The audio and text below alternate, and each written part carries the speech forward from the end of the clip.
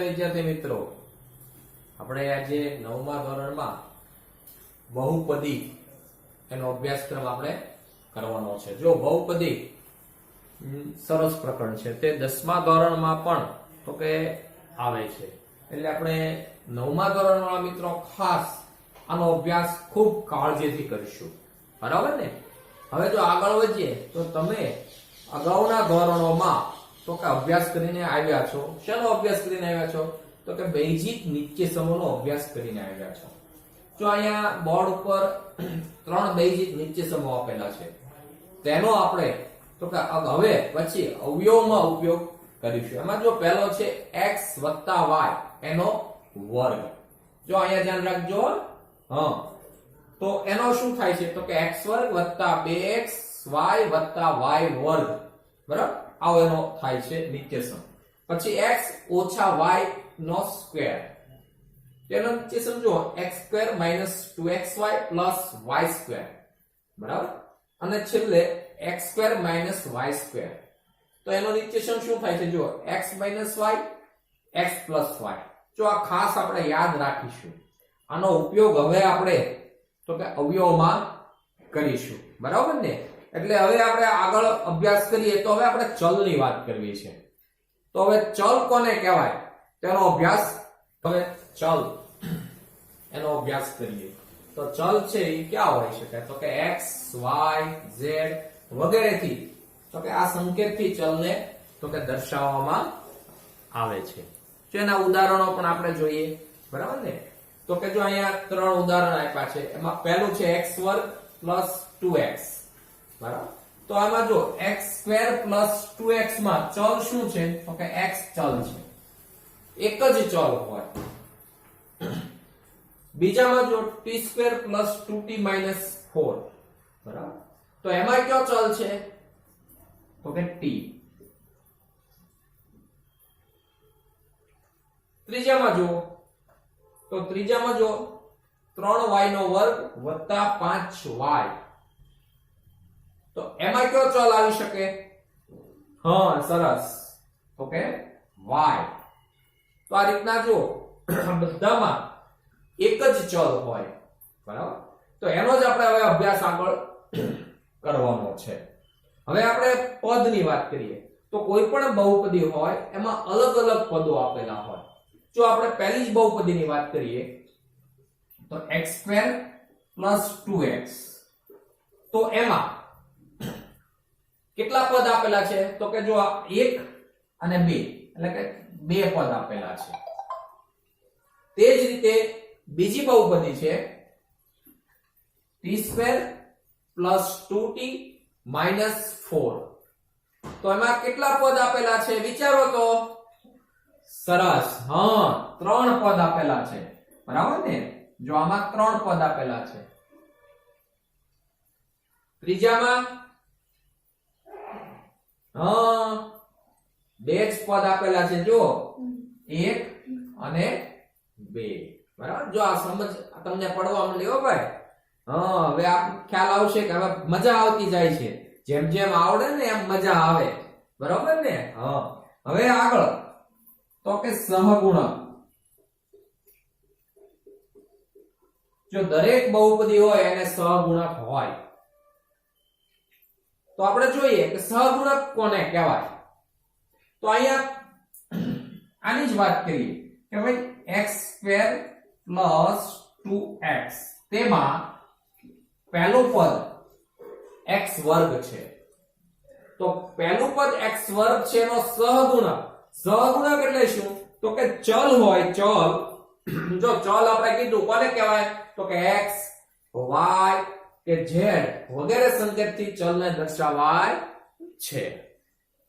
તો ચલ જે છે એને આપણે દર્શાવવા હોય તો જો તો કે અહીંયા ચલ છે એની આગળ કોઈ જો સંખ્યા આપેલી હોય તો એને એનો સહગુણક કહેવામાં આવે છે। આ યાદ રાખવાનું, કોઈ સંખ્યા હોય એને એનો સહગુણક કહેવાય। તો જો x² ની આગળ કશું જ નથી, કશું જ ન હોય તો આપણે શું લખી શકાય? તો કે 1 લખી શકાય। તો આ 1 છે એ x² નો સહગુણક છે। 1 છે એ આ x વર્ગનો સહગુણક છે. તે જ રીતે જો 2x, તો કે ચલ x નો સહગુણક જણાવો, તો ચલ x નો સહગુણક 2 છે. જો ખ્યાલ આવે છે ને? તે જ રીતે જો t² પ્લસ 2t માઇનસ 4, તેમાં t² નો સહગુણક તો કે 1 છે, 2t એટલે કે t નો સહગુણક 2 છે. જો છેલ્લું પદ છે એમાં કોઈ ચલ નથી એટલે એને અચળ પદ કહી શકાય. બરાબર? ચલ ન હોય, ચલ એટલે શું?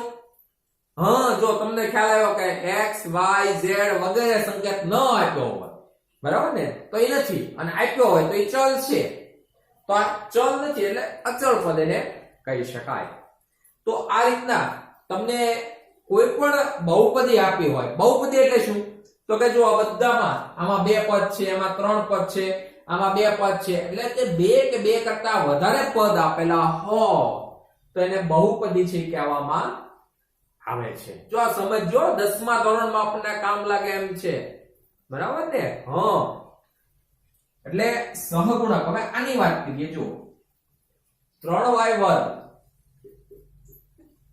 વત્તા 5y, તો એમાં જો y વર્ગ છે એનો સહગુણક શું થાય? 3.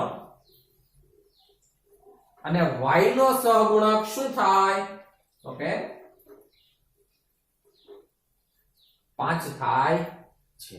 તો આ રીતના તમને સહગુણક વિશે તો કે ખ્યાલ આવે છે. હવે આપણે એની ઘાતાંક વિશે અભ્યાસ કરીએ. જો હવે આપણે બેઝિક અભિવ્યક્તિઓ આપેલી છે તેનો અભ્યાસ કરીએ. આપણે જોયું છે કે બહુપદી, જે બેઝિક અભિવ્યક્તિ હોય બધાને બહુપદી કહેવાય નહીં. તો અહીંયા એ જ અભ્યાસ કરવો છે. તો જો પહેલી છે x વત્તા 1/x, તો એને જો કઈ રીતના લખી શકાય? આ રીતના પણ લખી શકાય. જો x વત્તા 1/x છે, બરાબર, તો એને આ રીતના પણ લખી શકાય, x ની -1 બરાબર. પછી જો અહીંયા વર્ગમૂળ x છે, વર્ગમૂળ એટલે આપણને ખબર છે કે x ની 1/2, અહીંયા x ની 1/3 એટલે ઘનમૂળ વત્તા 3x આપેલી છે. તો અહીંયા જો પહેલા તો આપણે બહુપદી કોને કહેવાય તે આપણને મગજમાં ક્લિયર હોવું જોઈએ. તો કે બહુપદી એને જ કહેવાય કે જેની ઘાત ઋણ ન હોવી જોઈએ અને અપૂર્ણ ન હોવી જોઈએ. બરાબર? એટલે એની ઘાત છે ઈ તો કે ઋણ નહીં અને પૂર્ણ હોવી જોઈએ, પૂર્ણ સંખ્યા હોવી જોઈએ, અપૂર્ણાંક ન હોવી જોઈએ. તો અહીંયા પહેલા તો જો ચલ છે, ચલ એની ઘાત છે, તો અહીંયા x ની ઘાત -1 છે, એટલે આ બહુપદી નથી. તે જ રીતે અહીંયા ચલ x છે એની ઘાત 1/2 એટલે વર્ગમૂળમાં હોય તો પણ બહુપદી થતી નથી. જો ચલની જ વાત છે, ચલ છે એની ઘાત ઋણ ન હોવી જોઈએ અને અપૂર્ણાંક ન હોવી જોઈએ, એટલે કે અઋણ પૂર્ણાંક હોવી જોઈએ. બરાબર ને? ચલની કોઈ પણ ચલ આપેલા હોય એની ઘાત છે એ અઋણ એટલે કે ઋણ કે અપૂર્ણાંક ન હોવી જોઈએ, તો જ એને બહુપદી કહેવાય. બરાબર ને? મગજમાં બેસે છે ને? તે જ રીતે અહીંયા જુઓ, x ની 1/3 પ્લસ 3x, તો અહીંયા પણ જુઓ અપૂર્ણાંક ઘાત છે, એટલે આ પણ બહુપદી નથી. એટલે આપણને ક્લિયર હોવું જોઈએ કે બહુપદી કોને કહેવાય. બરાબર? એટલે આ વાત આપણને ખ્યાલ આવે છે. પછી આપણે અગાઉ પદની વાત કરીએ છીએ. જો એક જ પદ હોય, કોઈ બહુપદીને એક જ પદ હોય તો એને એક પદી કહેવાય.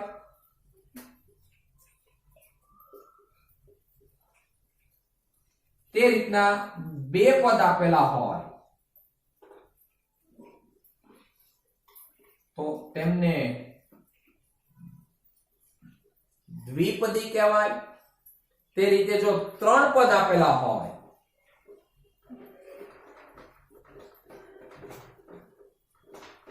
તો એમને ત્રિપદી કહેવાય. આ રીતના પદ પણ આપણને ખ્યાલ આવે કે એક પદ, બહુપદ એટલે બે કરતા વધારે, બે કે બે કરતા વધારે હોય એને બહુપદી કહેવાય. એટલે આમ જુઓ તો અત્યાર સુધીમાં આપણે જો ચલ, એક જ ચલ ની વાત કરી, બરાબર. પછી બહુપદી છે કે નહીં તેનો અભ્યાસ કર્યો, સહગુણકોનો અભ્યાસ કર્યો. હવે આપણે એની ઘાતાંકનો અભ્યાસ કરીએ. જો અહીંયા જે બહુપદીની ઘાત વિશે અભ્યાસ કરીએ તો જો અહીંયા p of x લખેલું છે. એટલે જો આ એક સમજાવવાનું હતું કે p of x કે જો ચલ x વાળી કોઈ પણ બહુપદી હોય તો એને p of x તરીકે દર્શાવાય અથવા q of x પણ કહી શકાય, r of x પણ કહી શકાય, s of x પણ કહી શકાય. તે રીતે જો ચલ y હોય તો p of y, q of y, r of y, s of y, બરાબર. અને બોલવું હોય તો p of y. અહીંયા p એટલે આપણે તો બહુપદી છે ને એનો ઇંગ્લિશ વર્ડ પોલિનોમિયલ થાય, એની ઉપરથી p આપણે લીધો છે.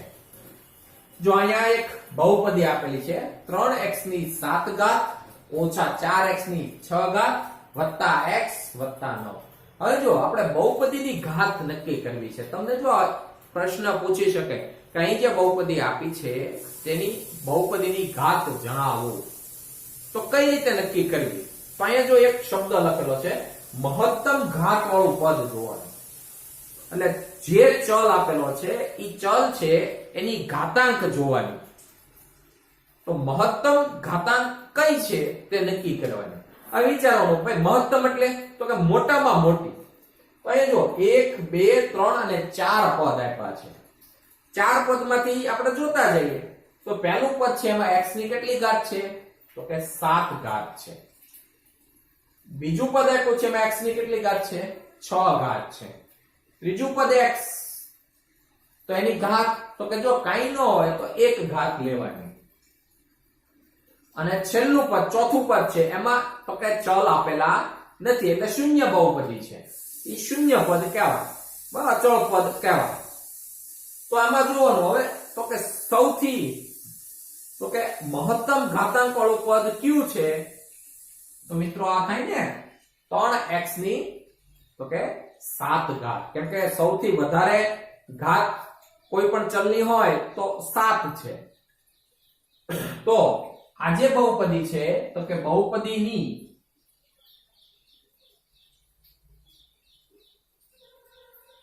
ઘાત તો કે 7 થાય છે, બરાબર. આ રીતના કોઈ પણ બહુપદીની ઘાત આપણે નક્કી કરી શકીએ છીએ. જો અહીંયા ઉદાહરણ આપ્યા છે, પહેલું જોઈએ તો x ની 5 ઘાત ઓછા x ની 4 ઘાત વત્તા 3. હવે વિચારો તો બહુપદીની ઘાત તમને પૂછી હોય તો શું તમે કહી શકો? તો અહીંયા જોવાનું કે આમાં 5 છે, આમાં 4 છે, તો સૌથી મોટી ઘાત કઈ તો કે 5. એટલે કે આ બહુપદીની ઘાત છે એ 5 છે.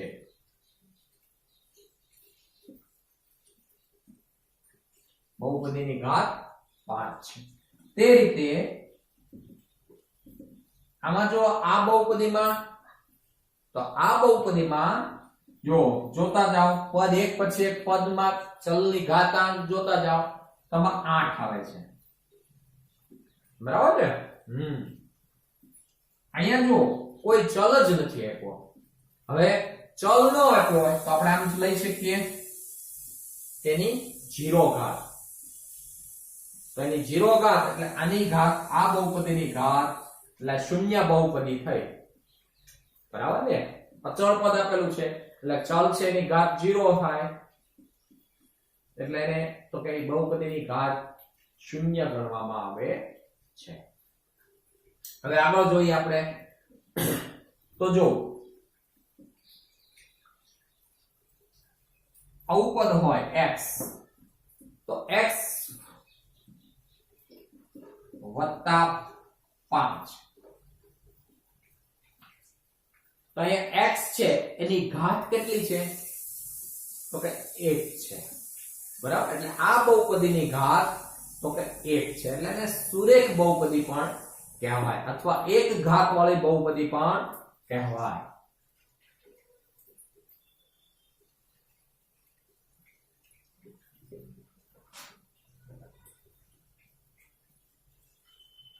કે જેમની બહુપદીની ઘાત 1 હોય તેમને એક ઘાત વાળી બહુપદી કહેવામાં આવે છે હવે આગળ જોઈએ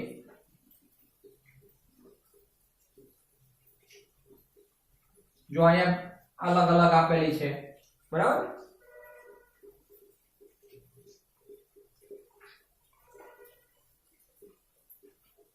તો દરેક બહુપદીની ઘાત 2 છે જો x વર્ગ 5 y વર્ગ 2y 4 તો દરેક બહુપદી છે એની ઘાત 2 છે એટલે એમને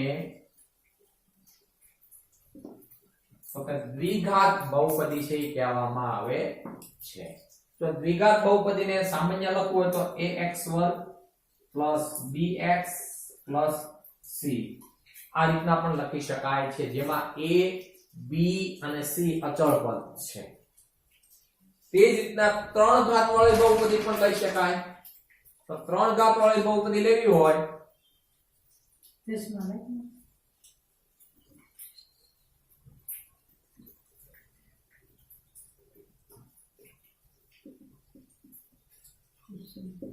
તો જો આ બધી બહુપદી છે બરાબર ને તો આ 3 ઘાત વાળી બહુપદી છે જો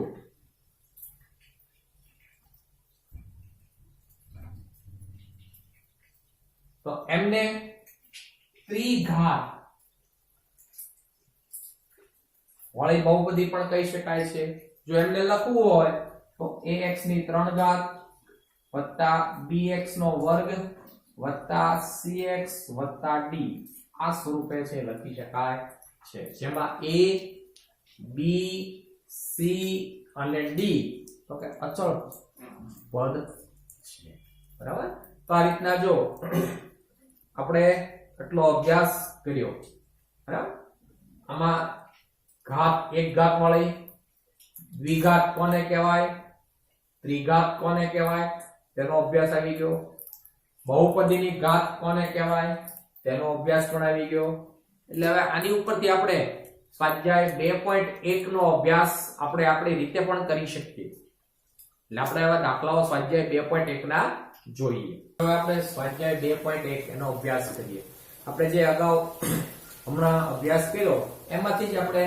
સ્વાધ્યાય 2.1 છે એ જોવાનો છે જો આમાં દાખલા નંબર 1 તમે તમારી પાસે તમારું પુસ્તક હશે એમાં રકમ વાંચો શું કીધું છે તો કે જે અહીંયા બેઝિક અભિવ્યક્તિઓ આપેલી છે તે એક ચલ વાળી છે કે નહીં તેનો અભ્યાસ આપણે અહીંયા કરવાનો છે તો અહીં જો બેઝિક અભિવ્યક્તિ પહેલી જોઈએ તો પહેલી જે બેઝિક અભિવ્યક્તિ છે એમાં આપણે પહેલા તો શું જોવાનું આપણને ખબર છે કે ચલ કોઈ પણ હોય એની ઘાત જોવાની એ ઋણ કે અપૂર્ણાંક તો નથી ને જો ઋણ કે અપૂર્ણાંક હોય તો એ બહુપદી નથી એક ચલ વાળી પણ જો એ ઋણ કે અપૂર્ણાંક ન હોય તો એ બહુપદી છે પણ આપણે પાછું સાથે સાથે એક ચલ પણ જોવાનું છે બરાબર ને એટલે પહેલી જોઈએ જો તો પહેલામાં જો 4x વર્ગ ઓછા 3x વત્તા 7 તો આ જે છે એ બહુપદી એક ચલ વાળી બહુપદી છે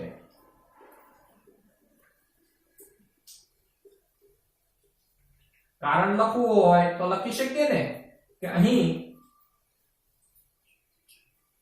જે 3 પદ આપેલા છે તે 3 પદમાં ચલ x ની ઘાત ઋણ કે અપૂર્ણાંક નથી તેથી તે એક ચલ વાળી બહુપદી છે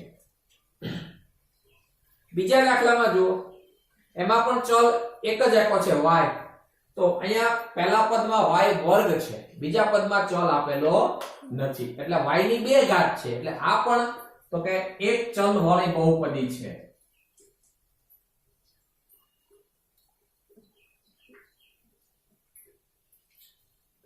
જો કારણ લખવું હોય તો આ જ રીતના લખી શકાય ને કે અહીં y ચલ y ની ઘાત ઋણ કે અપૂર્ણાંક નથી. ત્રીજા દાખલામાં જો તો 3 વર્ગમૂળ t વત્તા t વર્ગમૂળ 2, તો અહીંયા પહેલું પદ છે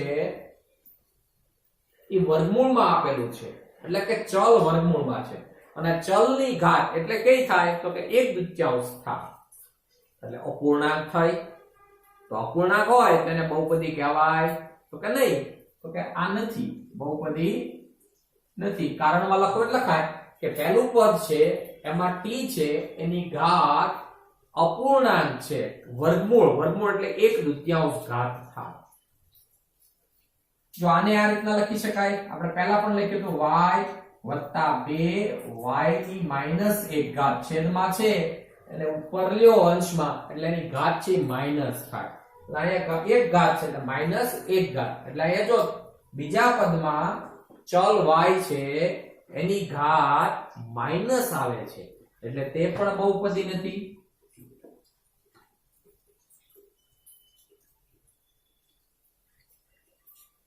પાંચમો દાખલો જો, પાંચમા દાખલામાં તો પહેલા જો ઘાત તો બધાની ધન અને પૂર્ણ છે, પણ આપણે તો એક ચલ વાળી બહુપદીનો અભ્યાસ કરવાનો છે. તો અહીંયા તો જો 1 2 અને 3 ચલ આપેલા છે, એટલે એને એક ચલ વાળી બહુપદી કહેવાય તો કે નહીં, તો કે એક ચલ વાળી બહુપદી નથી.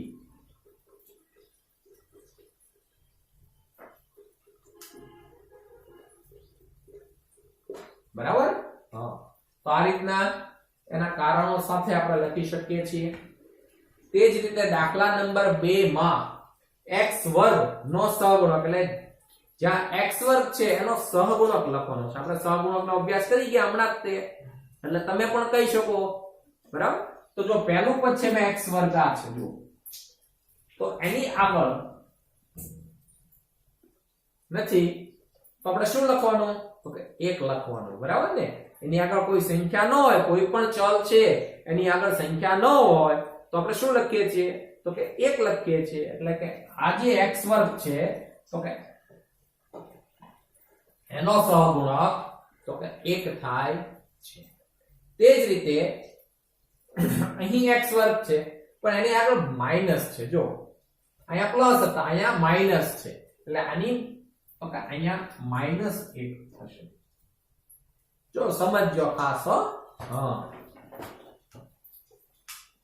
ત્રીજામાં જો x વર્ગ વાળું પદ આ છે તો તેમાં તેનો સહગુણક પાઈ ના છેદમાં 2. જો પાઈ છે, બરાબર, ગ્રીક શબ્દ, ગ્રીક અંક પાઈ, બરાબર, તો કે પાઈ ના છેદમાં 2. ચોથા દાખલામાં જો x વર્ગ વાળું પદ જ નથી, દેખાય ક્યાંય? દેખાતું જ નથી. તો શું કરવાનું? દેખાતું જ ન હોય તો શું કરવું? જાદુ, જાદુ કરવાનું ને. તો શું લખવાનું? 0. બરાબર ને. તો કે x વર્ગ નો સહગુણક 0 છે. x વર્ગ વાળું પદ ન હોય તો લાવવું ક્યાંથી? એટલે 0 લખી નાખવાનો. તો આ ખ્યાલ આવ્યો. તો જો આવી રીતના આપણે દાખલા નંબર 3 અને 4 પણ અભ્યાસ કરીએ. તમે તમારા પાછા નોટબુકમાં લખતા જાજો, લખતા જાઓસ ને? હા, તે લખ્યું ભાઈ? સરસ, લખજે હો, તો જ ખબર પડશે, નકર કાંઈ ખબર નહીં પડે. બરાબર ને. ક્યાંય ગયા હતા ક્યાંય નહીં. 3 માં આપણને બહુપદી બનાવવાની કીધેલી છે. એક તો 35 ઘાતાંક વાળી દ્વિપદી, જેની ઘાતાંક 35 હોય અને 2 જ પદ હોય એવી એક બહુપદી બનાવવાની છે. તો કોઈ પણ બનાવી શકો. હવે તો સારું છે. દાખલા તરીકે x ની 35 ઘાત વત્તા 1, ઘણી બધી એવી બહુપદીઓ તમે બનાવી શકો. બરાબર, વિચારવા જવાનું વર્ગમૂળ 5x ની 35 ઘાત વત્તા 3. જો આવી તો ઘણી બધી બની શકે. x ની 35 ઘાત વત્તા 3x વત્તા 1. સોલ્વ. અહીંયા તો દ્વિપદી જ બનાવવાની છે. આ બધી જો બે પદ છે બધામાં અને એની ઘાતાંક છે તો કે 35 છે. તે જ રીતે હવે આ પણ બનાવી શકો તો કે 100 ઘાતાંક વાળી, તો કે અહીંયા 100 ઘાતાંક હોય એવી તો કે એક પદી બનાવવાની છે. બરાબર ને? તો x ની 100 ઘાતાંક વર્ગમૂળ 5x ની 100 3x ની 100 તો એક જ પદ છે બધું અને એની ઘાતાંક છે કેટલી છે તો કે ઘાતાંક 100 છે. એટલે આ રીતના તમે બનાવી શકો. પછી જો દાખલા નંબર 4 તો કે જે બહુપદી આપી છે એની ઘાત જણાવો. તો આપણને ખબર છે કે બહુપદીની ઘાત કઈ રીતના નક્કી કરી શકાય તો કે કોઈ પણ બહુપદી હોય તેની મહત્તમ ઘાતાંક જોવાની, એ બહુપદીની ઘાત થઈ. તો પહેલો દાખલો જોઈએ તો એમાં વિચારવાનું કે એમાં મહત્તમ ઘાતાંક, મહત્તમ એટલે આપણને ખબર પડી ગઈ ને કે જે બહુપદી આપી છે તેની મોટામાં મોટી ઘાત હોય એને બહુપદીની ઘાત કહેવાય. તો અમે કયો તો મોટામાં મોટી ઘાત કઈ છે જુઓ તો સરસ 3. તો કે આ જે બહુપદી છે એની ઘાત 3 થાય. ચાલો અહીંયા બીજા દાખલામાં 4 y². ચલ એક જ છે y અને એનો ઘાત 2 છે 2. ત્રીજામાં t ની એક જ ઘાત, એટલે આ બહુપદી છે. જો પાછો અહીંયા આવ્યું ચલ જ ખોવાઈ ગયા તો ઘાતાંક ગોતવી ક્યાંથી? ત્યાં તો બધા આમ કરવા માંડ્યા. બધાને ખબર પડી ગઈ કે આમ જ આવે. બરાબર ને? મીંડો.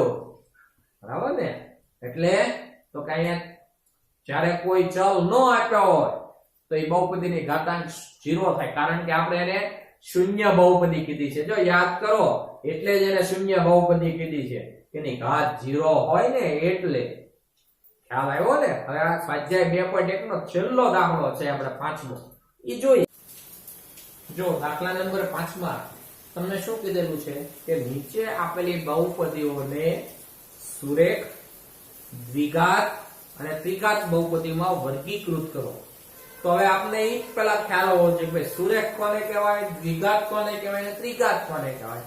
તો ઘાત ઉપરથી ખબર પડે કે ભાઈ બહુપદીની ઘાત કેટલી છે, એની ઉપરથી કઈ બહુપદી છે તે નક્કી કરી શકાય છે. જો બહુપદી હોય અને એક જ ઘાત હોય તો એને સુરેખ બહુપદી કહેવાય. બહુપદી હોય અને બે ઘાત હોય તો એને દ્વિઘાત બહુપદી કહેવાય. અને બહુપદી છે અને 3 ઘાત હોય તો એને ત્રિઘાત બહુપદી છે કહેવામાં આવે છે. તો અહીંયા પહેલી છે જો x² + x. તો પહેલા એ જો બહુપદી છે અને કેટલી ઘાત છે તો બહુપદીની ઘાત 2 છે. તો આને તો કે દ્વિઘાત બહુપદી કહેવામાં આવે છે. બીજા નંબરની છે, તમે જ નક્કી કરો કઈ કહેવાય. પહેલા બહુપદીની ઘાત નક્કી કરવાની. ત્રિઘાત બહુપદી છે. ચાલો ત્રીજા નંબરની બહુપદી તો જોવાનું ભાઈ આમાં ઘાત છે કોની વધારે છે તો કે 2. બરાબર ને? બહુપદીની ઘાત 2 છે તો એને દ્વિઘાત બહુપદી કહેવાય. 1 + x. સુરેખ બહુપદી કહેવાય કારણ કે એક જ ઘાત છે બહુપદીને, એટલે સુરેખ બહુપદી કહી શકશું. તે રીતે 3t તો બહુપદીની ઘાત એક જ છે એટલે એને પણ સુરેખ કહેવાય.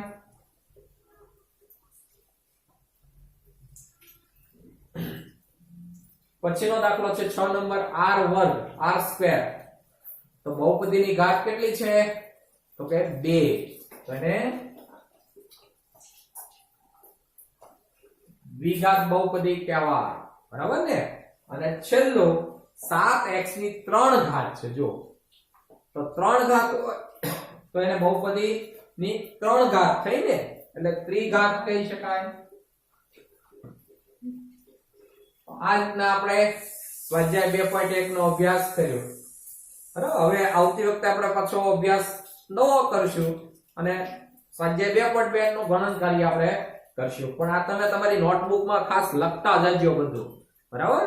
ચાલો હવે પછી મળીશું આપણે. આવજો.